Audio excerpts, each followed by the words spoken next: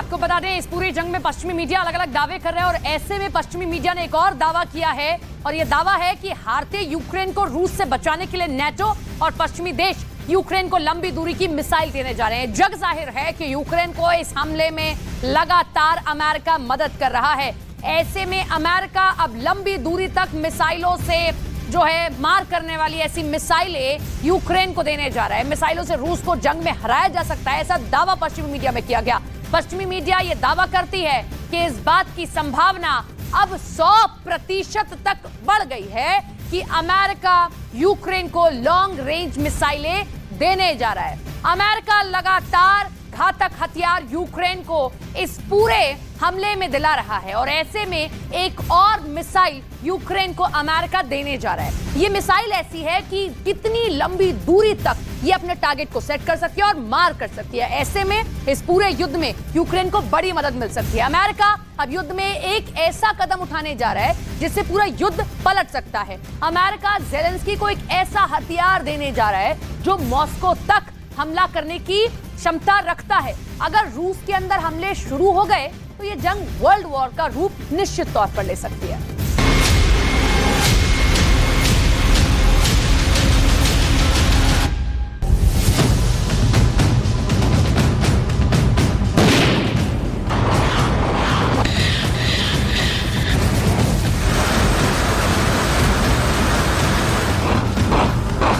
क्या रूस की राजधानी मॉस्को में भी मिसाइल बरसेगी?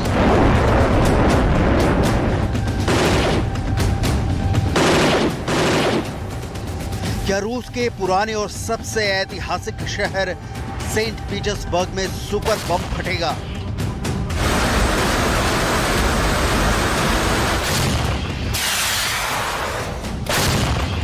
क्या रूस का महान शहर लेनिनग्राद का आसमान रॉकेट्स के हमलों से ढक जाएगा?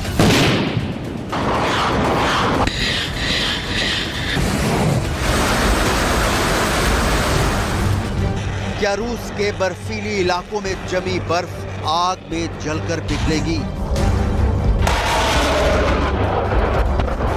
क्या बगावत का शहर रूस का बॉर्डर सिटी रोस्टोव भी नहीं बचेगा?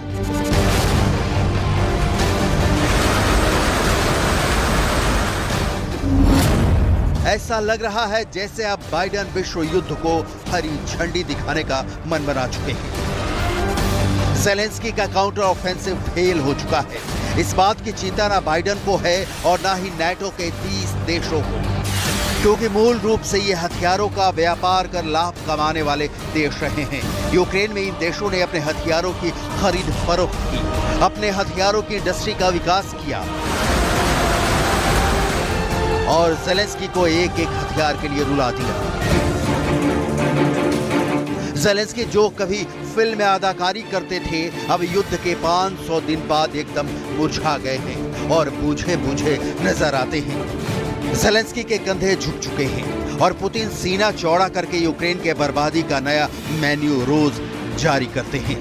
पुतिन का शेर की तरह दहाड़ना बस यही वो बात है जो बाइडेन को बहुत चुभ रही है।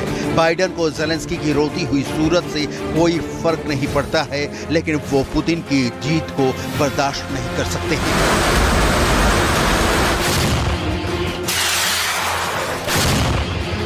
इसीलिए मरता क्या न करता, अब बाइडेन ने बहुत बड़ा फैसला कर लिया है। इस बात की संभावना अब 100% बढ़ चुकी है कि अमेरिका यूक्रेन को लॉन्ग रेंज मिसाइल देने जा रहा है। दरअसल जिस तरह पुतिन खुद को जीता हुआ घोषित करने की जल्दी में दिख रहे हैं, उससे अमेरिका के अंदर बड़ी खलबली मच गई है। अमेरिका के हाउस ऑफ फॉरेन अफेयर्स के अध्यक्ष माइकल मैककॉल ने बयान दिया है कि बाइडेन प्रशासन अब नहीं रुक सकता है। बड़े हथियारों को देने में बाइडेन सरकार ने जो देरी की है उसकी वजह से पुतिन का उत्साह बहुत बढ़ गया है और युद्ध भी काफी लंबा खिंच गया है। इसकी कीमत यूक्रेन की जनता ने चुकाई है और यूक्रेन के काउंटर ऑफेंसिव के फेल होने की आशंका भी बढ़ गई है। यूक्रेन के राष्ट्रपति जेलेंस्की ने चेक रिपब्लिक के हाल के दौरे में भी कहा था कि लंबी दूरी के हथियारों के बिना न केवल एक आक्रामक मिशन को पूरा करना बल्कि रक्षात्मक अभियान चलाना भी मुश्किल हो चुका है। यानी दुश्मन को दूर तक हमले करने का फायदा मिल रहा है, ये दांव हमारे पास नहीं है। इसीलिए लॉन्ग रेंज मिसाइल की केवल आक्रामक बल्कि हमारी सेना के रक्षात्मक और आक्रामक कार्रवाइयों के लिए भी महत्वपूर्ण है। जब जेलेंस्की से मुलाकात के लिए अमेरिका के राष्ट्रपति कीव पहुंचे थे, उस वक्त भी जेलेंस्की ने बाइडेन से लॉन्ग रेंज मिसाइल की मांग की थी। За свою свободу і свободу для усіх європейців, для усіх людей вільного світу. Українсько-американської співпраці. Проговорили питання сьогодні також. Ми далекобійної зброї та зброї, яка ще може постачатись в Україну і до цього її не було. І це дуже важливо. Пане президенте, я знаю, що очікується потужний пакет оборонної підтримки для України. І саме зараз такий вагомий. जेलेंस्की ये बात जानते हैं कि जब तक रूस को घर के अंदर घुसकर मारा नहीं जाएगा तब तक रूस युद्ध से बाज नहीं आएगा। ऐसा युद्ध कोई भी नहीं लड़ना चाहता है जहां दुश्मन तो घर में घुसकर मार काट मचा रहा हो और जिसको मार पड़ रही है उसको ये अधिकार भी नहीं है कि वो दुश्मन के घर में घुस सके। यही वजह है कि रूस इस जंग में हावी है और इसीलिए जब से ये युद्ध शुरू हुआ है जेलेंस्की अमेरिका से एक खास मिसाइल मांग रहे हैं जिसका नाम है अटैकमस। इस मिसाइल को हिमास मल्टीपल लॉन्च रॉकेट सिस्टम से दागा जा सकता है जिसको इस्तेमाल करने की पूरी जानकारी यूक्रेन की फौज को है। अगर खार्किव में इन मिसाइलों को तैनात कर दिया जाए तो रूस के अंदर 300 किलोमीटर तक जेलेंस्की हमला कर सकते हैं। MGM-140 या अटैकमस मिसाइल लॉकहीड मार्टिन कंपनी ने तैयार की है। इस बैलिस्टिक मिसाइल की रेंज 610 किलोमीटर तक बढ़ाई जा सकती है। इस मिसाइल को M270 MLRS से भी दागा जा सकता है। ये दोनों लॉन्चर्स भी यूक्रेन के पास पहले से मौजूद हैं।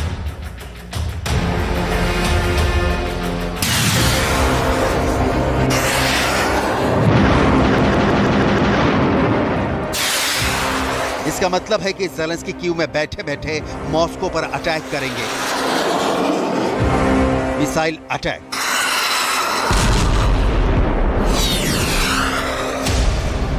कीव से मॉस्को की दूरी करीब 710 किलोमीटर है, यानी कीव से छूटने वाली मिसाइल 3 से 4 मिनट में मॉस्को पहुंचेगी और देखते ही देखते मॉस्को की चीख निकल जाएगी। ये MGM-140 मिसाइल कथित तौर पर 3.5 मैक की सुपरसोनिक स्पीड से हमला कर सकती है जिसे रोकना असंभव हो जाता है। ये इतनी खतरनाक मिसाइल है कि जहां गिरती हैं वहां सब कुछ खत्म कर देती हैं।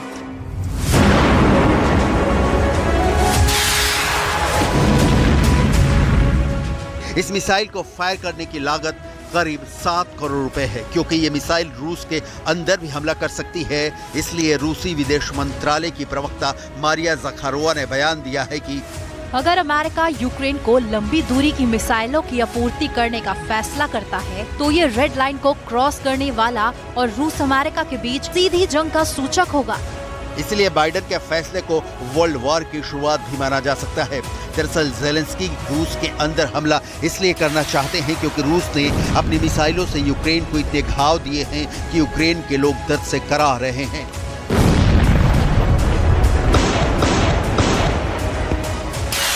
पॉलिटिको की रिपोर्ट के मुताबिक अमेरिका की रक्षा कंपनी लॉकहीड मार्टिन ने पिछले 20 सालों में लगभग 4000 MGM-140 या अटैकमस मिसाइल का उत्पादन किया है, जिनमें से कुछ सहयोगी देशों को बेचे गए हैं। जेलेंस्की की मांग पर लॉकहीड मार्टिन कंपनी की तरफ से बयान दिया गया है कि अटैकमस मिसाइल एक लंबी दूरी की गाइडेड मिसाइल है जो ऑपरेशनल कमांडो को बड़ी लड़ाई जीतने के लिए और दूर तक मार करने के लिए काफी उपयोगी होगी। अब सवाल ये उठता है कि क्या अमेरिका रूस के साथ तनाव को बढ़ाने से बचने के लिए एक और रास्ते पर भी अमल कर सकता है। ये भी संभव है कि अमेरिका पोलैंड के साथ सीक्रेट डील करके NSM long range weapon Ukraine को मुहैया करवा दे। ऐसे दावे इसलिए किए जा रहे हैं क्योंकि जेलेंस्की पोलैंड के साथ लंबी दूरी की मिसाइल हासिल करने के लिए बातचीत कर रहे हैं। जेलेंस्की की नजर रूस के नौसेना अड्डों तक मार करने में सक्षम 5वीं पीढ़ी की लंबी दूरी की मिसाइल NSM पर भी है।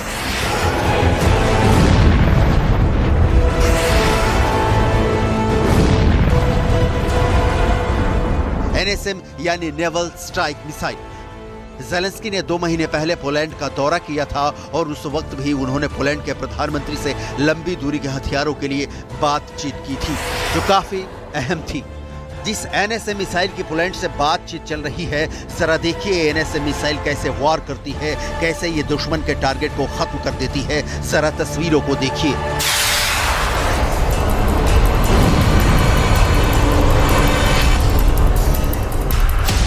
ये मिसाइल जमीन और समंदर दोनों में मार कर सकती है।